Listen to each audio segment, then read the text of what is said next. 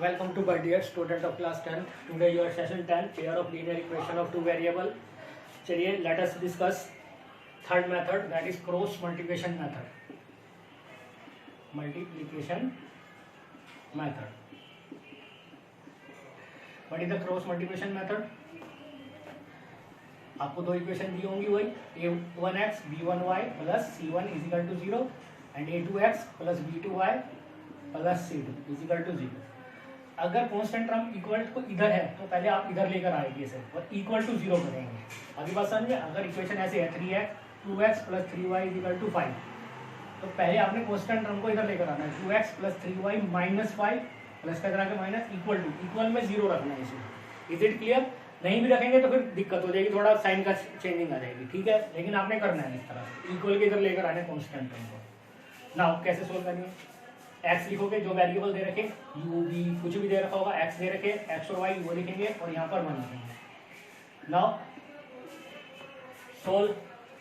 पहले x के लिए है तो बेटे x को छुपा लो, यानी a1 a2 नहीं आएंगे इसमें. तो क्या आएंगे b1 b2 c1 c2. अभी बात समझ में. देन जहाँ से खत्म किया वहीं शुरू होंगे c1 c2. अब y है ना तो y छुप जाएगा. c1 c2 y वाले नहीं आएंगे. कौन से आएंगे? a1 a2 x वाले. अब x वाले वहीं से खत्म हुआ. a1 a2 कांस्टेंट टर्म है इसलिए कांस्टेंट टर्म नहीं आएगा. b1 b2. दोबारा से देखिए नेक्स्ट जो वेरिएबल दे रखे x y 1 पहले x. अब x वाले नहीं आने चाहिए. b1 b2 c1 c2 जहाँ खत्म हुआ वहां से शुरू करेंगे c1 c2. अब y वाले है ना तो b1 b2 नहीं a1 a2.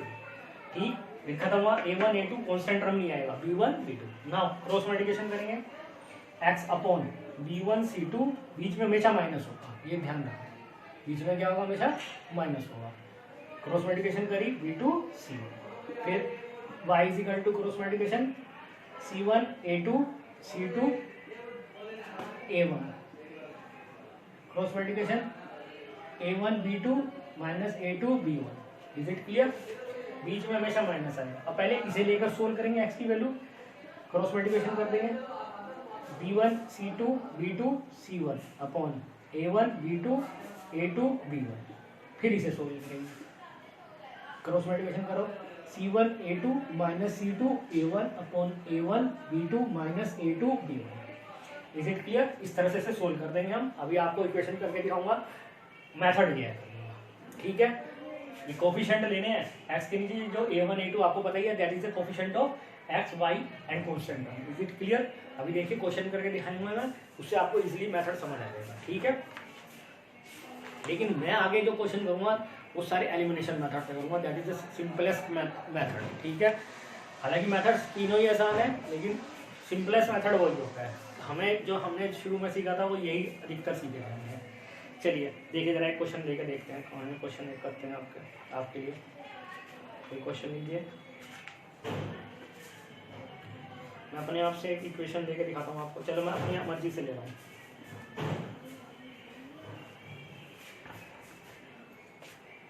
To X plus 3y is equal to 46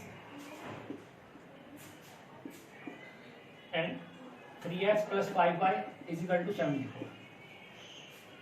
मैंने क्या कहा था पहले? क्या करना है आपने? इसको इधर लेकर आएंगे कांस्टेंट टर्म को. 2x plus 3y is equal plus minus 46 is equal to 0. That is the first equation.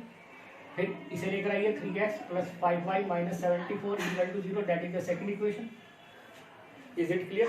अगर हम इधर नहीं लाएंगे इसे तो बेटे जहाँ 1 लिख रहा था मैं वहाँ उसे -1 लेना पड़ेगा. तो साइन का फर्क पड़ जाएगा उसमें. आप इधर ले आए प्लस का तो माइनस का, माइनस का तो प्लस का और इक्वल टू 0. तब आसानी से सॉल्व हो जाएगा. X Y 1. एक्स का छुपा ले. ठीक है, किसके शुरुआत करेंगे? जहाँ से वाई के 3 5 माइनस 4 विद साइन लेना आपने. ये ध्यान रखना विद साइन, जो साइन होगा. अब जहाँ खत्म हुआ -4 -7. यहाँ से खत्म हुआ वाई का कर रहा है तो वाई का छुपा ले. -46 -74. नेक्स्ट -46 -74 छुपा लो. कुछ कौन सा आना चाहिए? 3. एक मिनट सम प्रॉब्लम मिल देगा. ये 3 4 3 5 46 74 था. -46 74 ये y का ना 2 3 देन 2 3 एंड 3 5 इसे छुपा लो 3 5 फिर से समझ लो एक बार x का निकालना तो x के कोफिशिएंट नहीं लेने जिसका निकाल रहे हैं उसके कोफिशिएंट नहीं लेने 3 5 minus 46 minus 74 is it clear ठीक है आगे बात अब जहाँ खत्म हुआ वहीं से शुरू करेंगे माइनस 46 माइनस 74 y का नहीं लेना 2 3 x के लेंगे ठीक है अब कांस्टेंट टर्म करें 2 3 वहीं से शुरू करेंगे 3 is it clear my dear ठीक है now cross multiplication x upon 74 3 का कितना हो गया 12 21 22 माइनस 2 2 2 फिर बीच में माइनस होता है इसकी से करी इसकी से करेंगे 5 जा 46 5 जा 30 20 और 23 माइनस के 230 इज इट क्लियर बीच में माइनस रहना हमें ध्यान रखना है बात अब y का करेंगे 18 1 12 30 138 माइनस में फिर माइनस चाहे से ब्रैकेट में ले लेना 72 नहीं तो फिर कंफ्यूजिंग हो जाती है ब्रैकेट में ही लग लेना 8 20 माइनस 1/5 टू द 10 3 3 जा 9 minus minus plus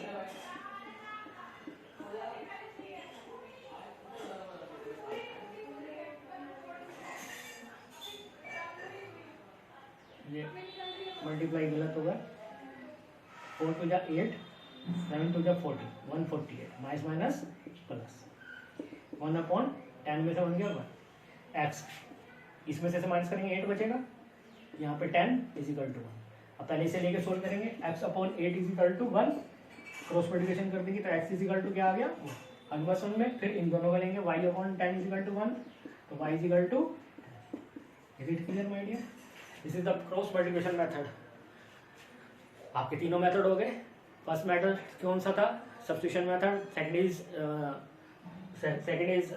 elimination method and third is cross multiplication method is it clear my dear now our next question चलिए आइए अब आप कुछ चीज़ें हैं जो हम पहले ही डिस्कस कर चुके हैं और ये आएगा पेपर में 2 नंबर का या 3 नंबर का देखिए पेज नंबर 59 पे जाना नीचे की तरफ 3 केस दे रखे हैं ये केस हम पहले भी डिस्कस कर चुके हैं फिर डिस्कस कर रहे हैं if a1 upon a2 not equal to b1 upon b2 we get a unique solution अब वो उल्टा देगा कि इक्वेशन के यूनिक सोल्यूशन है आपने फला की वैल्यू फाइंड करनी है फाइंड द वैल्यू ऑफ के find the value of P find the कुछ भी देगा इक्वेशन में एक कोएफिशिएंट गैप कर देगा उसकी जगह कोई भी वैल्यू पी क्यू देगा कहेगा find out if the system has unique solution तो आपने वो कंडीशन लेके चलनी है a1 upon a2 not equal to b1 upon b2 अगर इनफाइनाइट मैनी सोल्यूशन कहेगा then a1 upon a2 equal to b1 upon b2 equal to c1 upon c2 और no solution कहेगा तो a1 upon a2 equal to b1 upon b2 not equal to c1 upon c2 चलिए इसी पर question number 15 है देखिए example 15 sorry page number 61 ये 3 number का क्वेश्चन या 2 नंबर का क्वेश्चन जरूर आता है बोर्ड में for what value of P अब उसने यहाँ पे वैल्यू कह दिया पी की वैल्यू फाइंड करनी है सिस्टम है यूनिक सोल्यूशन सिस्टम क्या देगा था 4x plus 3x py plus 8 is equal to 0 2x plus 2y plus 2 is equal to 0 now unique solution what is the condition of unique solution a1 upon a2 not equal to b1 upon b2 here a1 is 4 a2 is 2 coefficient of x a1 a2 coefficient of y b1 b2 and constant term c1 c2 b1 p b2 c 2 से 2 cancel तो p की value क्या नहीं होनी चाहिए 4 नहीं होनी चाहिए तो ये सिस्टम का क्या होगा यूनिक सोल्यूशन होगा is it clear my dear देखिए इसी के नीचे एग्जांपल 16 भी है ये समझ आ गया ठीक है एग्जांपल 16 देखिए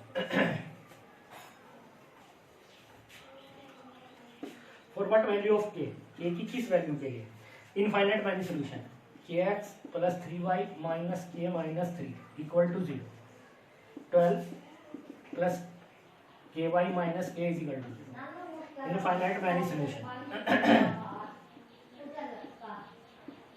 infinite many solution what is the condition of infinite many solution a1 upon a2 equal to b1 upon b2 equal to c1 upon c2 हमें k की वैल्यू फाइंड करनी है find out k what is k no a1 sorry k a2 is 12 b1 is 3 b2 is k with sign लेना है आपने c1 is minus k minus 3 and c2 is minus k अब चाहे आप ये दोनों कर सोल्व करके k की वैल्यू निकालो चाहे ये दोनों लेकर सोल्व करो चाहे ये दोनों लेकर सोल्व करो दो करके कोई मैं इजी वाली ले रहा हूँ ये दोनों ले रहा हूँ क्रॉस मल्टीप्लिकेशन कर देंगे k square is equal to 36 तो k इज इक्वल टू बस यहाँ पे ये ध्यान रखना प्लस माइनस 6 लिखना। सो के की वैल्यू प्लस या माइनस 6 के लिए क्या होगा, ये इनफाइनाइट मैनी सोल्यूशन होगा। Is it clear my dear?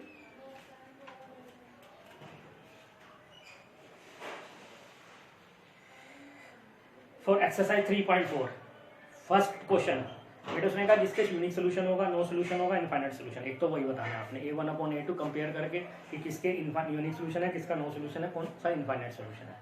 Unique case में आपने वो कह रहा है अगर यूनिक केस आता है, if unique case if find out by cross multiplication method. अभी मैं समझाया उससे सोल्व करने तीनों चारों बार, सिर्फ उसी कंडीशन में करने हैं where the solution is unique. If solution is infinite, solution is that is solution is no solution, तो कहाँ से फाइंड कर लोगे आप, ना इनफाइनाइट कर सकते हो।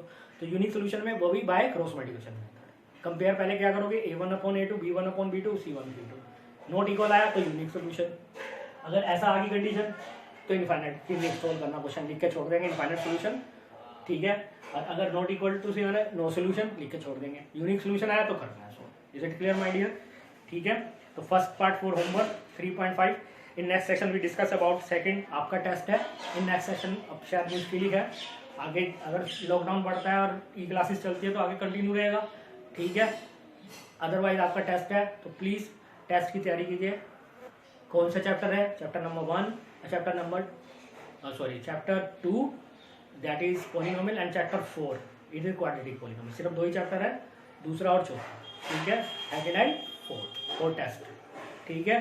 Is it clear? और ध्यान से टेस्ट कीजिए, ध्यान से। MCQ ही दूंगा और इसके हिसाब में कुछ नहीं दूंगा, नकल नहीं करनी। 40 मिनट का पेपर होगा, ठीक है। Best of luck my dear. Thank you very much.